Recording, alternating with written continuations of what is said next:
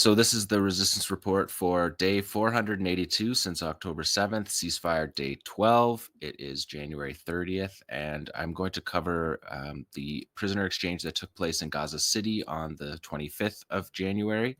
Um, this is the second exchange of the first phase of the prisoner exchange, which is part of 33 releases of Israeli captives for roughly 2,000 Palestinian detainees and security prisoners, broken down about 1,200 from Gaza, 735, 1,200 from Gaza who were detained after October 7th, not charged with any crimes, taken to the brutal torture camps at Sidi Tamam and elsewhere in the Israeli south.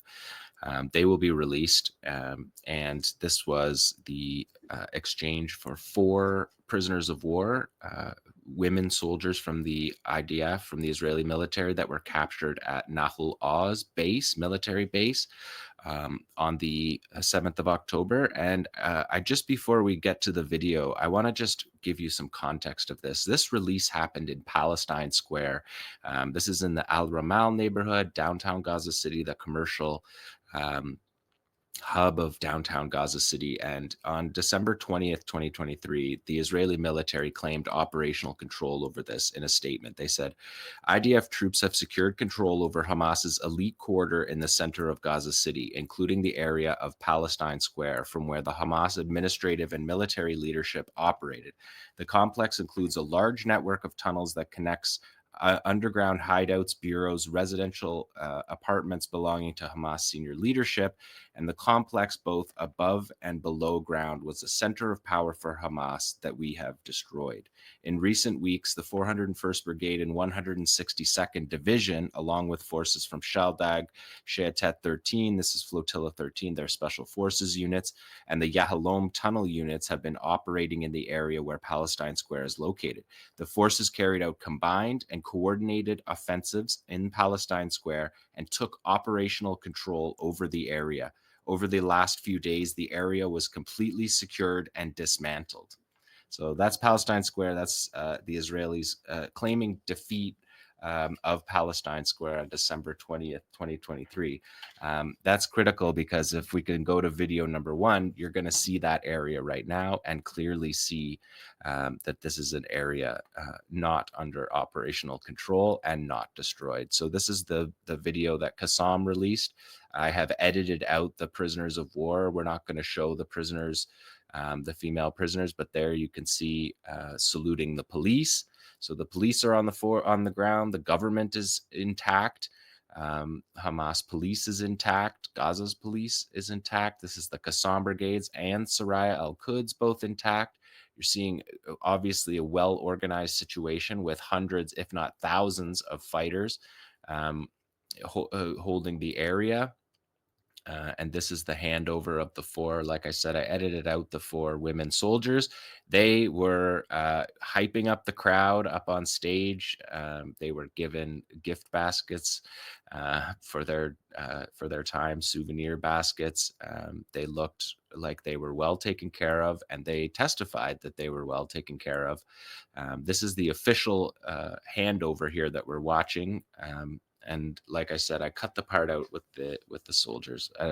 We aren't going to show the prisoners of war, but it was a very key part of this because of the way that they looked and celebrated and spoke of their time in captivity and thanked in Arabic for they thanked their guards in Arabic for taking care of them, for protecting them against bombing. They spoke about how they learned Arabic with their guards' children. The women said they were never left alone with men, and the 4 of them were always together throughout this entire time. Well fed. They said they were taught to share their food before eating and other Palestinian societal norms. They were treated very well, and again, thanked for protecting the bombings. What we're looking at here is hundreds, if not thousands, of Qassam and Soraya fighters. The fighters were not defeated. We saw the Gaza police. They didn't defeat the government. And we saw thousands of cheering civilians and women and children who were at this event in itself. So number 2 is the exchange of the paperwork. This is a very formal process. This is the release of 4. We're going to see the release of 33 in phase 1. And this exchange was for 200 Palestinian prisoners with life sentences or long sentences divided up as 21 life sentences and 79 long sentences. The oldest prisoner released was 69 years old and the youngest was 15. And they broke down as 81 Hamas and Qassam, 23 Saraya al-Quds and Islamic Jihad, 13 Al-Aqsa Martyrs Brigades and Fatah.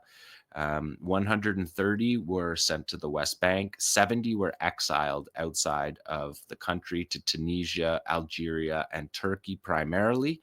And as I said, this is the second exchange today. As we're on air, the third exchange is happening for an additional soldier, a civilian, and an elderly civilian that's in the humanitarian part of this exchange. These people could have all been exchanged in in November during the prisoner exchange in November 2023.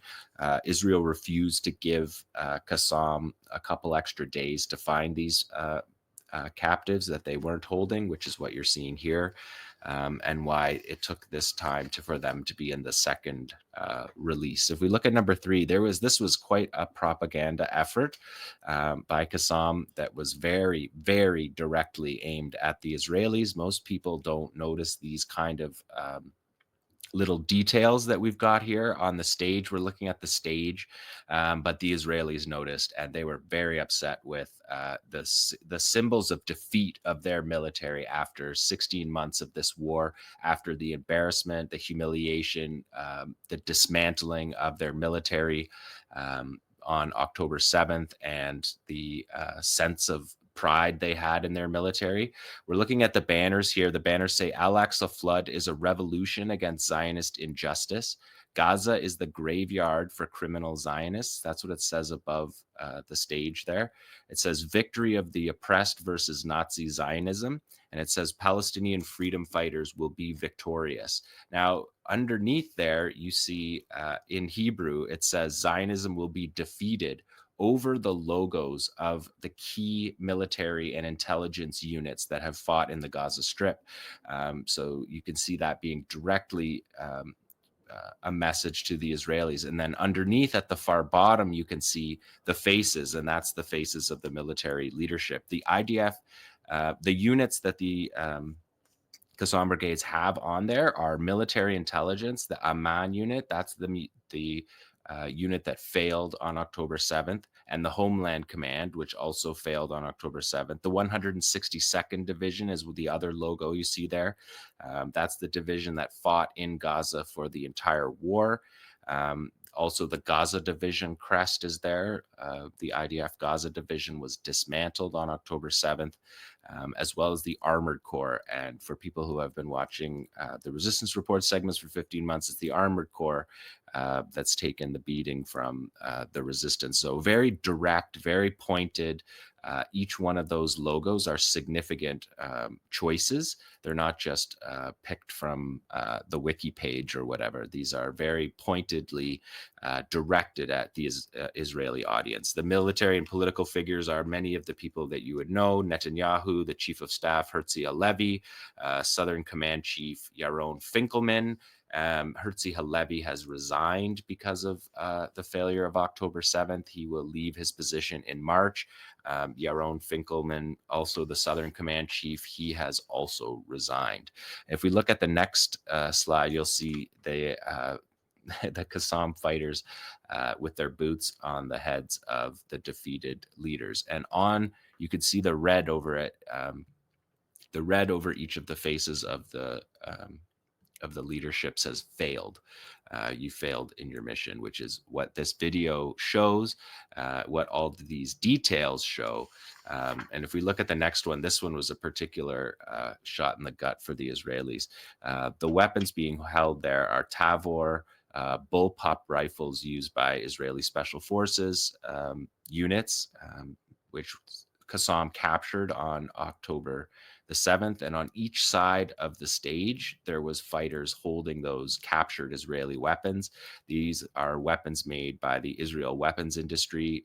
So everyone in Israel knows this rifle. Channel 12 was very upset about this, said Hamas cleverly planned the handover, showing off Tavor rifles as war booty and including fighters from elite's units at the scene of that were reminiscent of the October defeat for the Israelis. The Tavor weapon, I showed you this before because in the 2014 raid on Nahal Oz base, the tunnel operation where Palestinian fighters came up from a tunnel across the border and attacked the base, one of the soldiers at that base had his Tavor bullpup rifle literally pulled from his hands during that operation, and that rifle went back to Gaza and was used in multiple places. We're going to talk more about the Al Jazeera documentary later in the program and also next show, but Izzadin al-Haddad, who's the top Qassam commander, he had one of the Tavors beside him in the interview on Al Jazeera. So these are very potent weapons that are potently symbolic weapons of the capture and defeat. So there's one more of those shot from the other side of the screen. Number 7, yeah. It was difficult to get both of the shots in because the women are on the stage in the middle, and we're gonna not show them as said. So that is the prisoner exchange. That is exchange 2 of the exchange. Exchange 3 is happening right now while we're on air. And then each Saturday over the next 4 weeks, there will be additional releases staged. This was the only one that will be on a Thursday. The other ones will be are planned to be on Saturday for each of the next weeks. And then the final week will be 14 released. And so that is into March when that will have happened. So that is the prisoner exchange. I want to take a look because the prisoner exchange opened up the Netzarim Corridor. And I've been reporting on the Netzarim Corridor since November of 2023 when Israel took it. We have changed the shape and size of it to adapt to the Israeli position. The Netzarim Corridor is an Israeli military position that goes back to the 1967 war. When Israel took control of the Gaza Strip, the goal was to make a plan called the Five Fingers Plan, where Gaza would be cut up into strips to more easily facilitate the control of the indigenous population. In 1972, Israel put a settlement there, which is how Israel operates. You make a military base in a key position to divide up the territory, and then you move civilian populations into that base, and that's how you get the justification, the legitimacy of the base. So it's a military base with a civilian presence that was from 1972 until 2005. And as a product of the Second Intifada, the Netzarim Corridor was dismantled in defeat in 2005 after the Second Intifada. The Second Intifada in Gaza, the Second Intifada begins at Al-Aqsa in Jerusalem, but it immediately spreads throughout Palestine. And in Gaza, it immediately flared up at the Netzarim Corridor. And people may remember the very symbolic death of Mohammed al-Dura, a Palestinian child who was killed in his father's arms. That was at the Netzarim Junction on its way into Netzarim Corridor. In the Second Intifada, the Netzarim Corridor was often cut off by resistance operations. Things had to be airlifted into the Netzarim Corridor. It was a key checkpoint as well. So what we're seeing is the most on the screen right now is the most that the corridor got in size over the course of this war.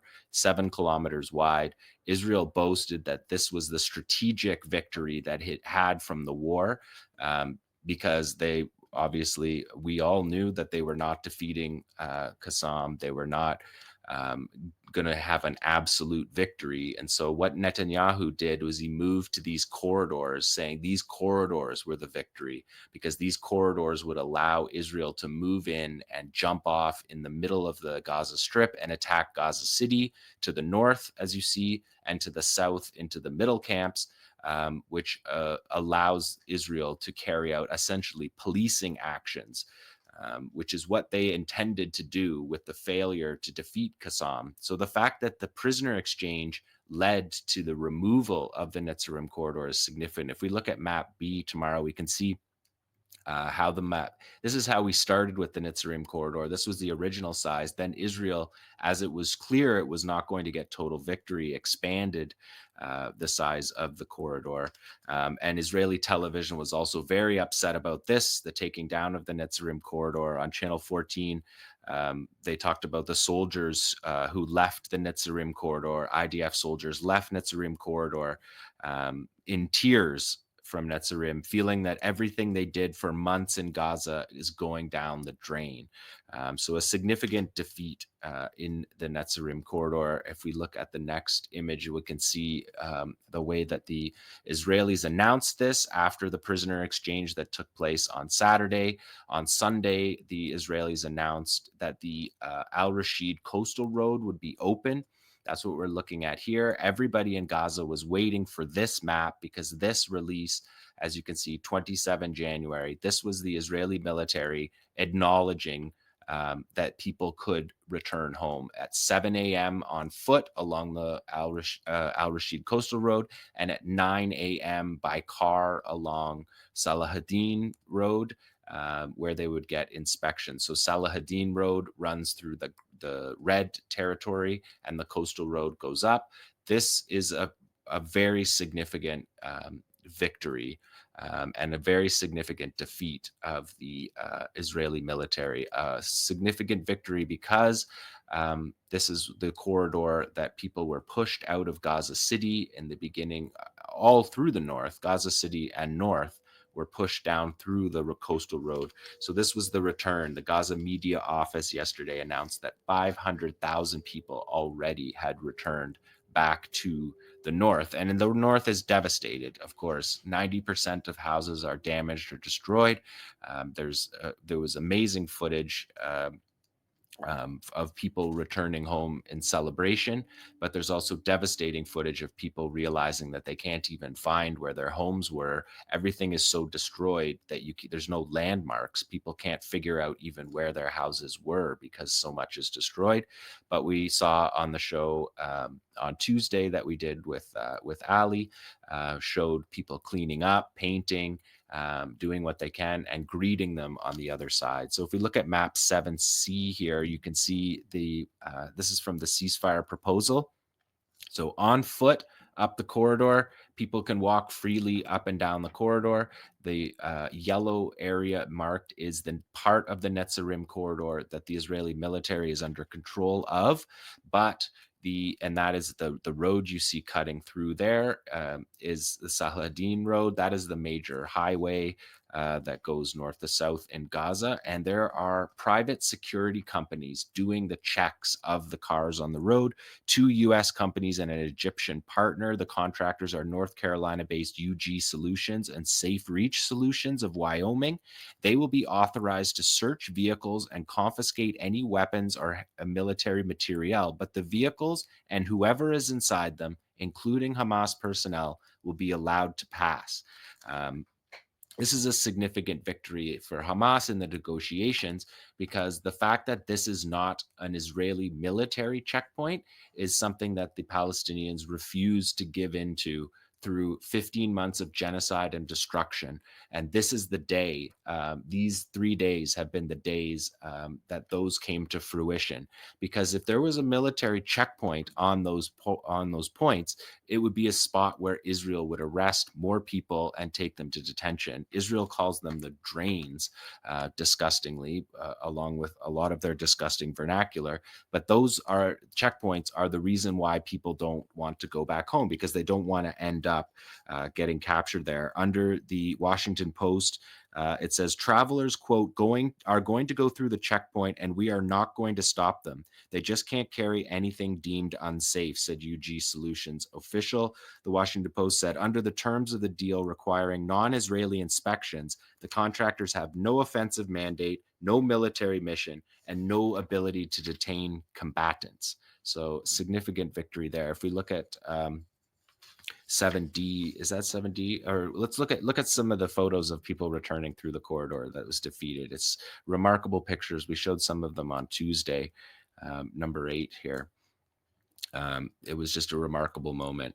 The amount of just brutal cruelty that people went through after being pushed out of the north to go home. Seeing this footage on Monday morning, um, Sunday night in our time, Monday morning local time, was just remarkable. This started happening before 7 a.m.